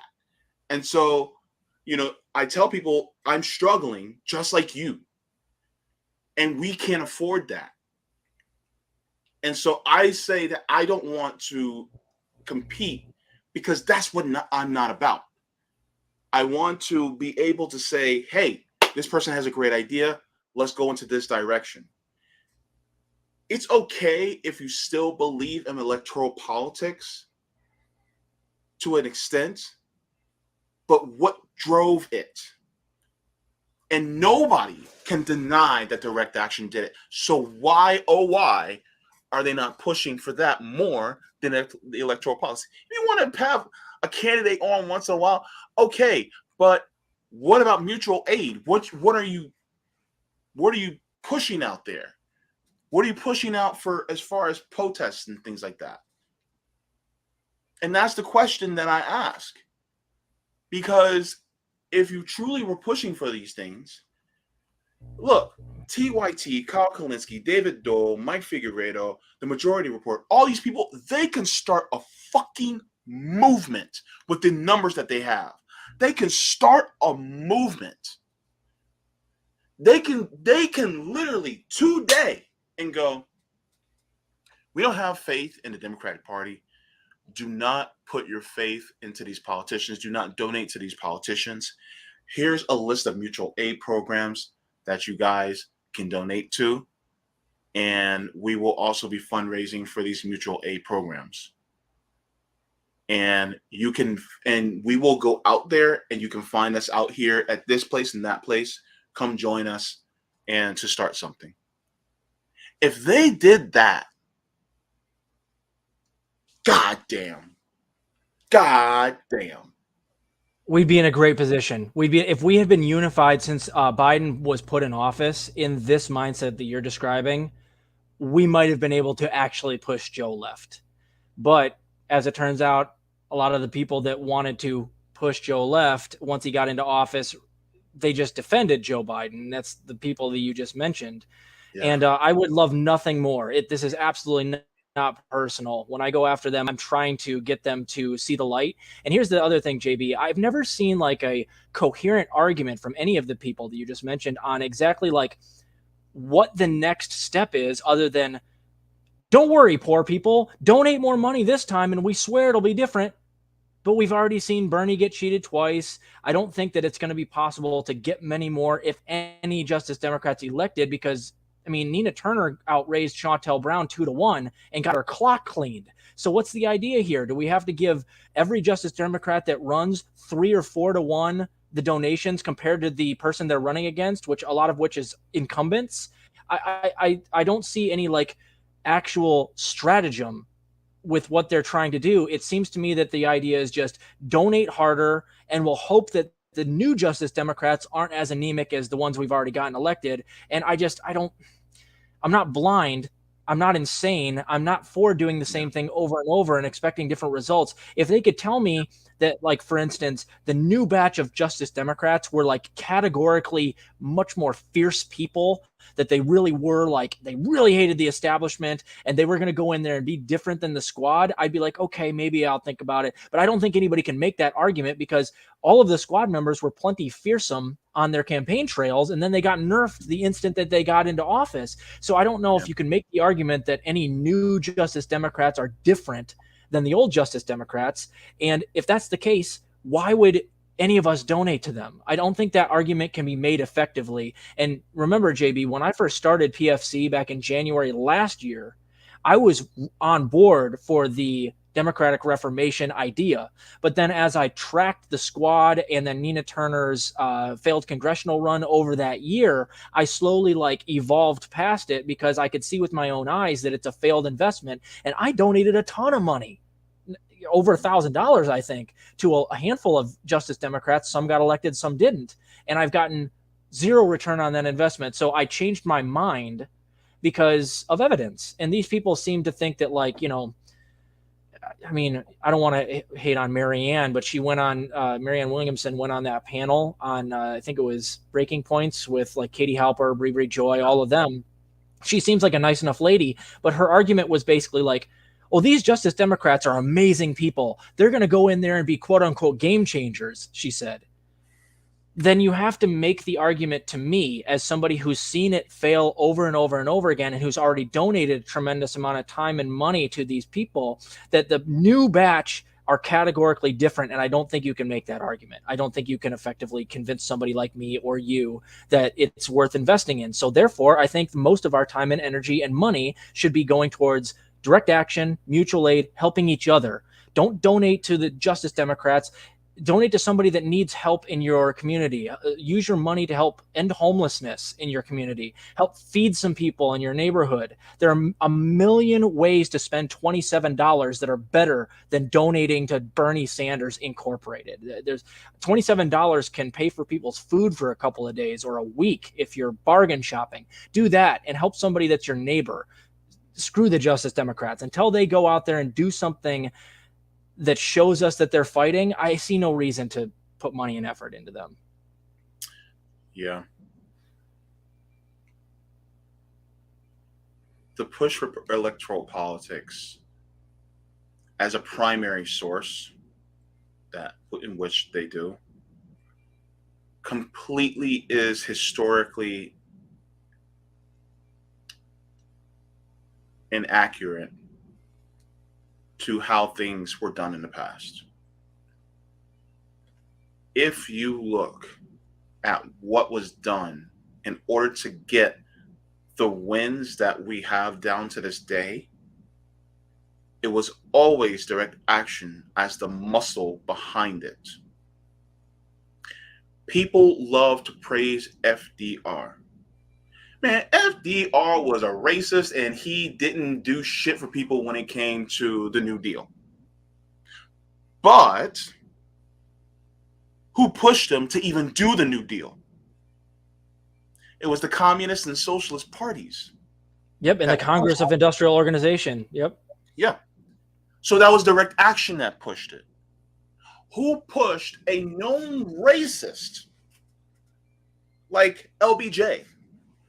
LBJ was a known racist, and we pushed him to sign the Civil Rights Act of 1964 and the Voting Rights Act. We pushed a known racist to do it.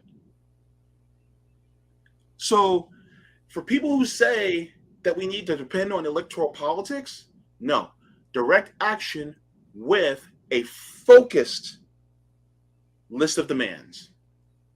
That's what works. The problem is last year during the George Floyd protests, there was a lot of power, but there wasn't any focus behind it.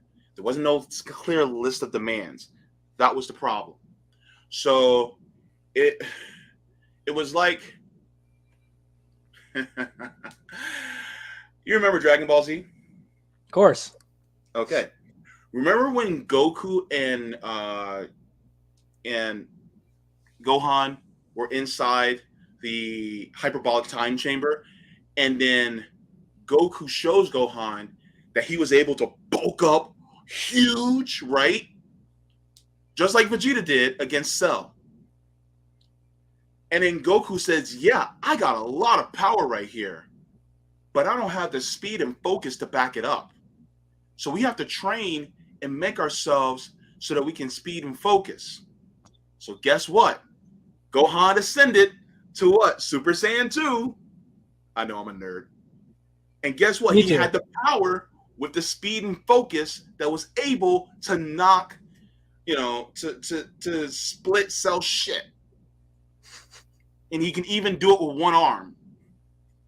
Yep. So, with that being said, look,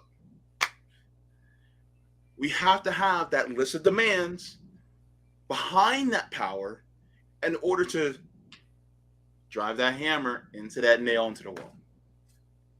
Yep. And if I may, what the truckers did in Ottawa is kind of what you're talking about, where it wasn't just let's hit the streets in big numbers and yell into the heavens what we want. It has to be let's do what they did and shut some stuff down, non-violently, of course. What Yeah. they were doing is called the ink blot tactic. It's a military tactic. They blocked the Ambassador Bridge from Mm-hmm. Windsor, Ontario to Detroit, Michigan, which is where a lot of like transnational imports and exports go through. If you Mm-hmm. do that exactly the way they did it, but you do it in a handful or more than a handful of cities in the United States, and then we all hit the streets the way that BLM did in solidarity with them, now we're talking.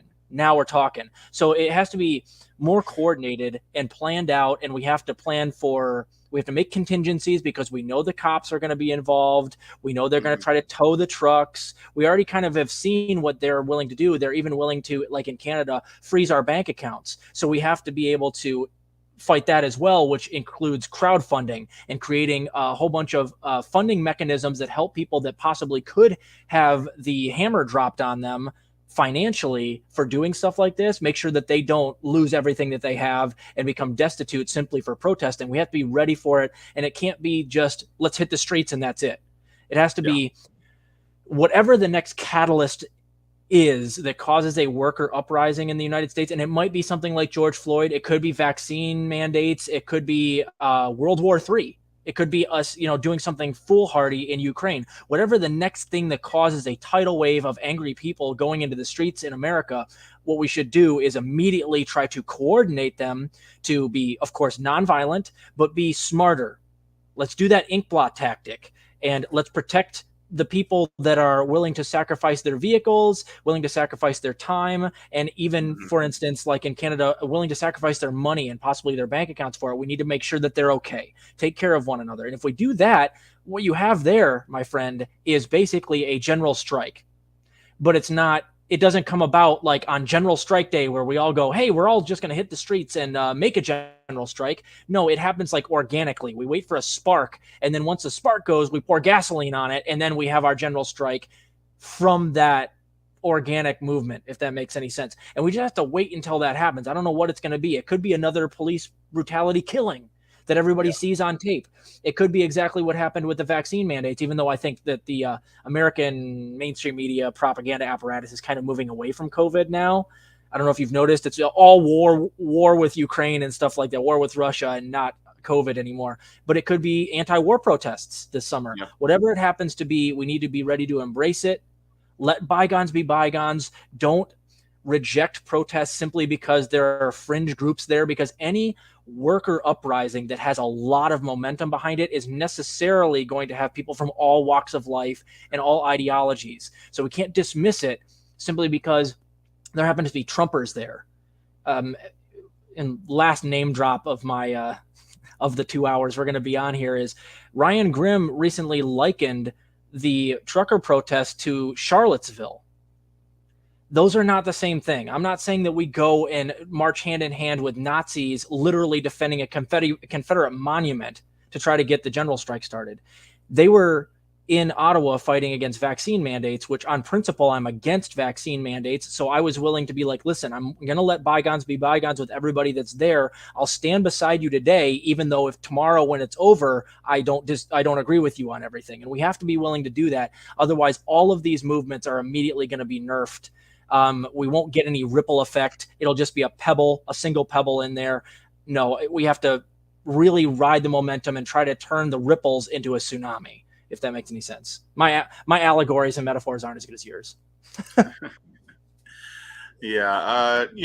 I mean, look, pushing for direct action takes more than one group of people with a particular political ideology. It takes a whole class of people. And if basically the poor and working class got together because we're being gypped, that's what's going to have to be done. And then we work on our terms. That's Yep. very important.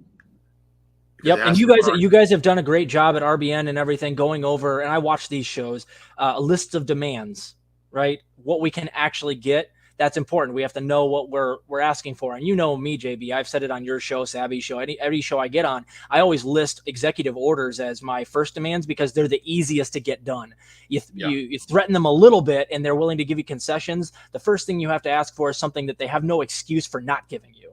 So I always Mhm. go with executive orders first, but you can go beyond that. Ask for whatever you want. If we get a movement big enough, we can ask whatever we want. Yeah. So it's just a matter of building momentum and not diffusing lucky momentum building that happens around something like mandates or anti-war protests or Black Lives Matter and police brutality. Embrace that, and then Yeah. we'll be okay.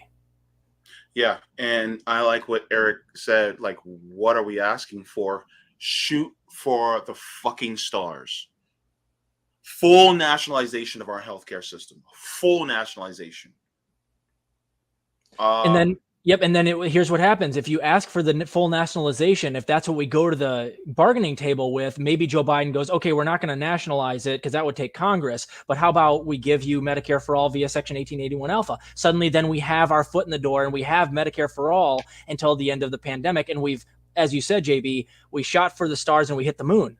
So you're right. You go and you ask for the biggest things you can, and then mhm. maybe then our meeting point in the middle will be some of the executive orders we've talked about, and yet Yeah. that would still be a monumental improvement on what we have now, simply because we were willing to just flex on Washington.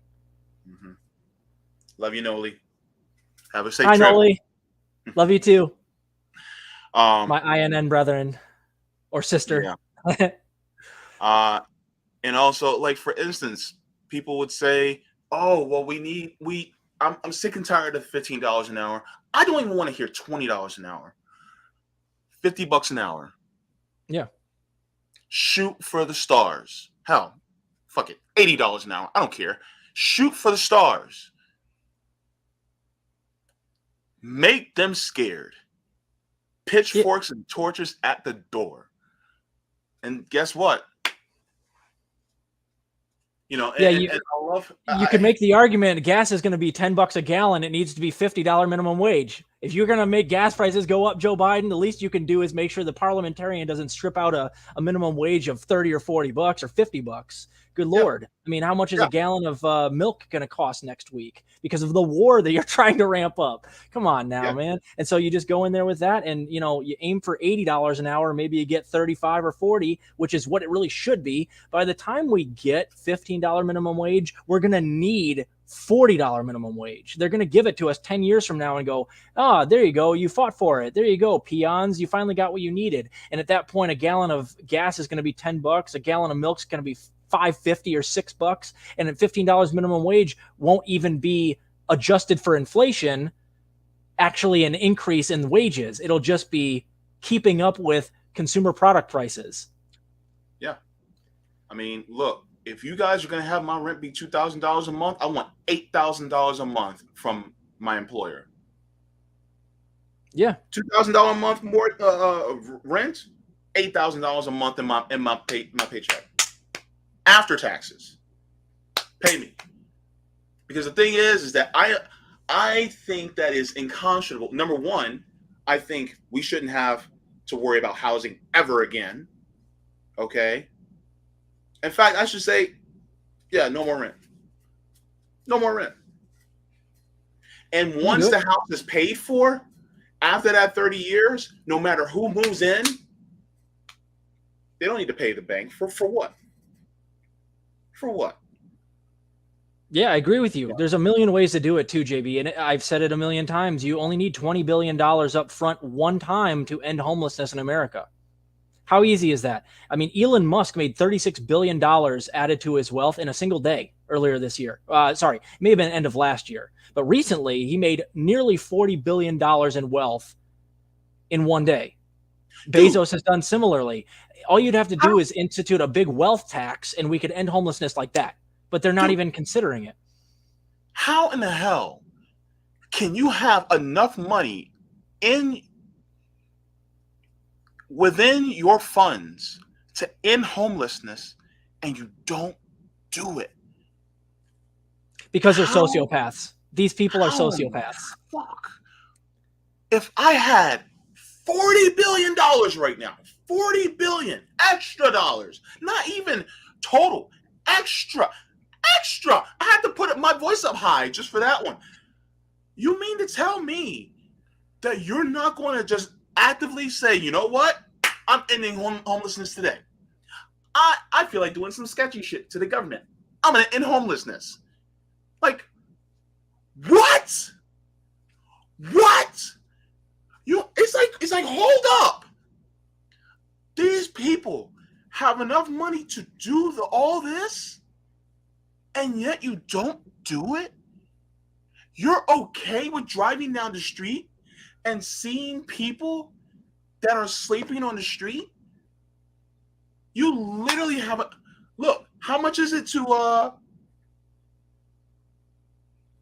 how much? I think it's like medical debt. Was it like 500 billion, something like that?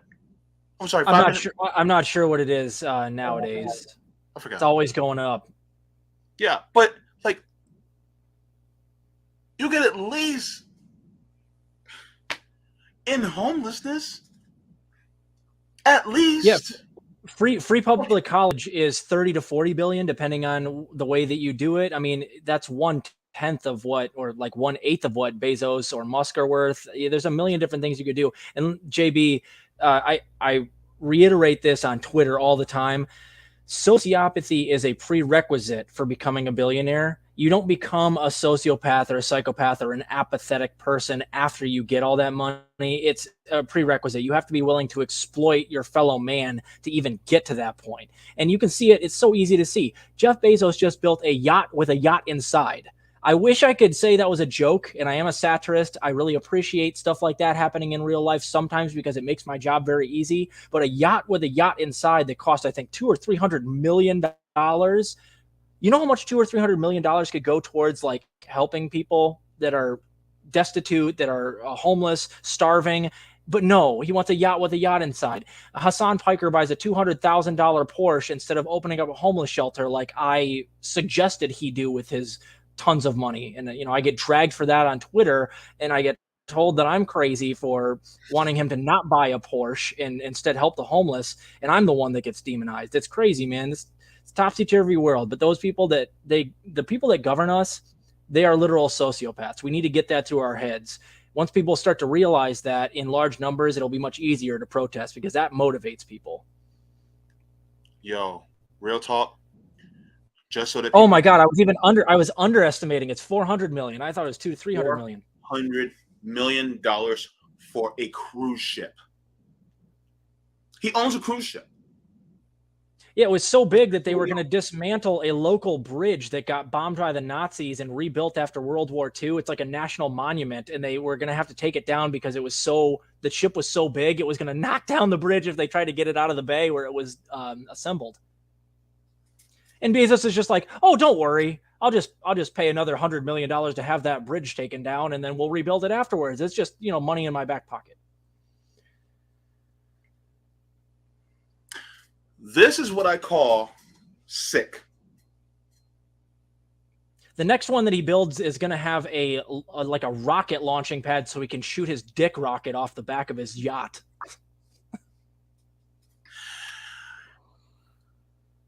Yep, a dick rocket he's fucks very, very close to Dr. Evil, man. If he just starts wearing that like white thing that Dr. Evil wears in Austin Powers, I mean, they'd be like doppelgangers, man. Yeah. $1 million. Yeah. Oh my God. He's right there. He's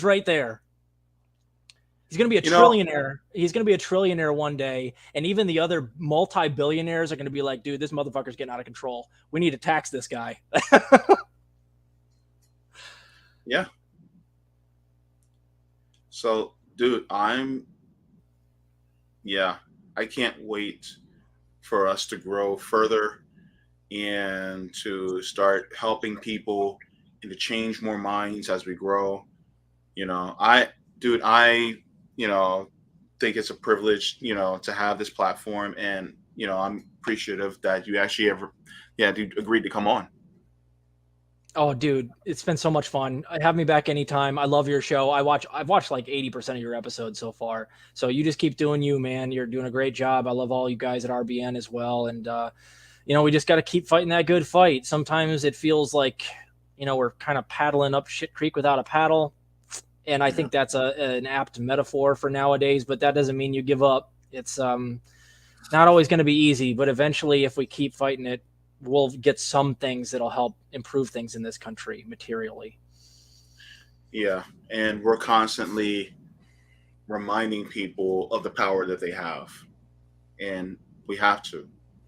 Um, I hope Rome doesn't mind me saying this, but there'll be times where Rome will call me on the phone and he will tell me, remember who the fuck you are.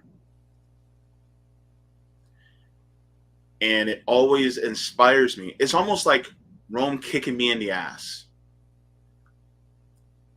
And I get to a point where I'm like, you know what? You're right. We're kicking the working people in their ass. We're telling them, remember who you are. You are the people that constantly make these people, these dipshits, these fuck knuckles, rich. Yep. And You know? JB, also, I am sure that Rome will appreciate you doing the same thing for him. I will always do that same thing for all of you guys. It's important to remind people that, like, we'll kick you in the ass to get you motivated, but we're also there to defend you tooth and nail. And that's going to be very, very key. Not getting down on each other, not turning on each other, and really showing like true solidarity. Yeah, You got it, brother. You got it, man. And Rome inspires me more than just about any commentator out there. He's my hero. yeah. And I would love nothing more than to also inspire him the way he inspires me. And that's what I aim to do, man. We're all there for each other. We'll get through this, but the only way we'll get through it is together. hmm And one thing I will say, and I assume that you agree with, you cannot be in this space and not love humanity. Yeah. Can't. Again, it's a prerequisite. You wouldn't care enough to get on here every day. And you and I get attacked plenty. RBN gets attacked all the time. You wouldn't be willing to weather that storm if you weren't totally like for loving your fellow humans. Yeah. So it takes a thick skin, and sometimes it takes its toll. I had a straight up mental breakdown where I took a break for like 5 weeks off of my YouTube channel for a while because I was just losing my mind with the amount of attacks Yeah. on my friends, attacks on me, pushing for World War III, people attacking the trucker convoy, and a million other different things that were happening. I lost my shit for a little bit, but then you know what brought me back? A lot of people from INN, my network, people like you, just reaching out to me and asking if I was okay. And then when I saw how many people reached out to me just to see that I was all right, that's actually what brought me back from the brink. So, and that's how the way it's going to be. There's going to be ups and downs, but we'll count on each other to take care of each other, and that's how we'll get through it. They can't take us all down. They Mhm. can't get us all down at the same time either. There's always going to be people there to stand up for you and back you up, and give you a kick in the ass when you need it. Yeah. I want to say this to you, and I want to say this to anybody that's watching.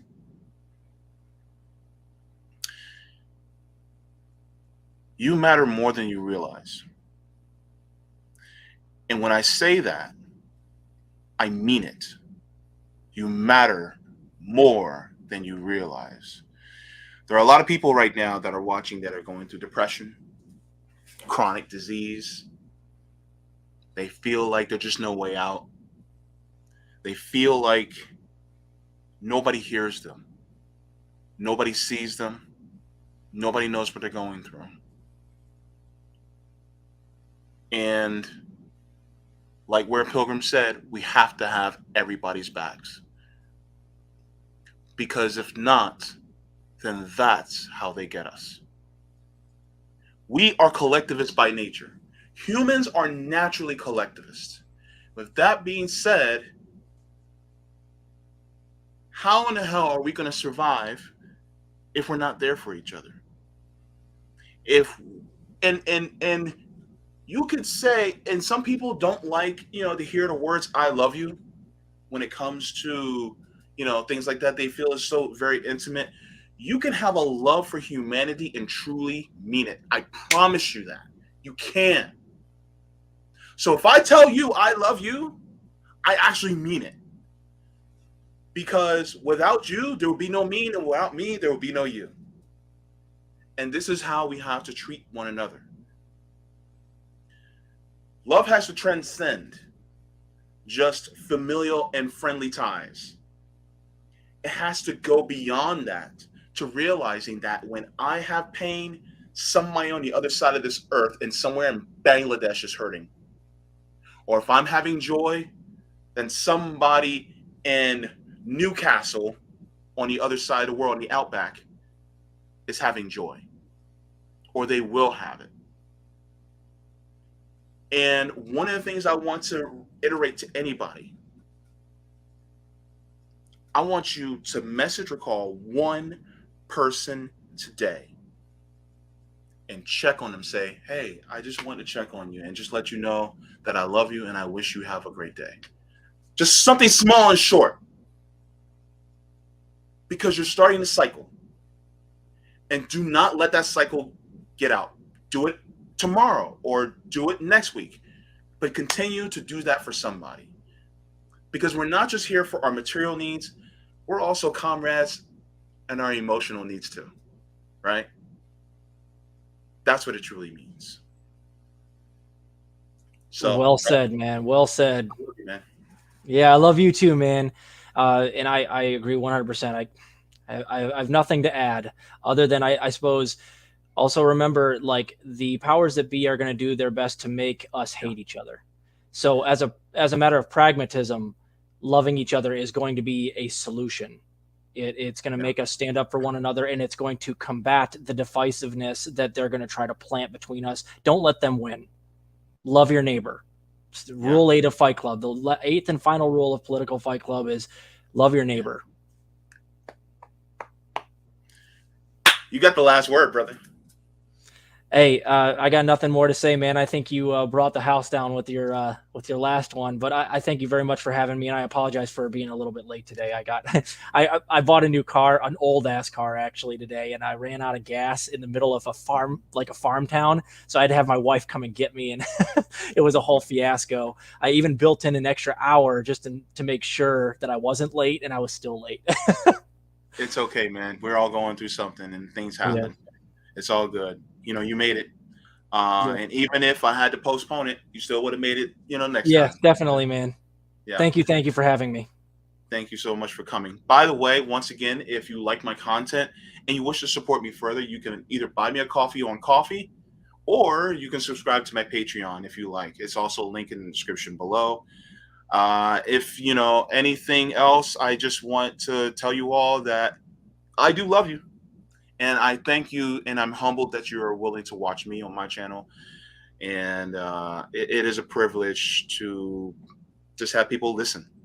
So I want you guys to drink plenty of water, water your plants, including your weed plants, and leave the world better than you found it. Hey, smoke him if you got him. Absolutely!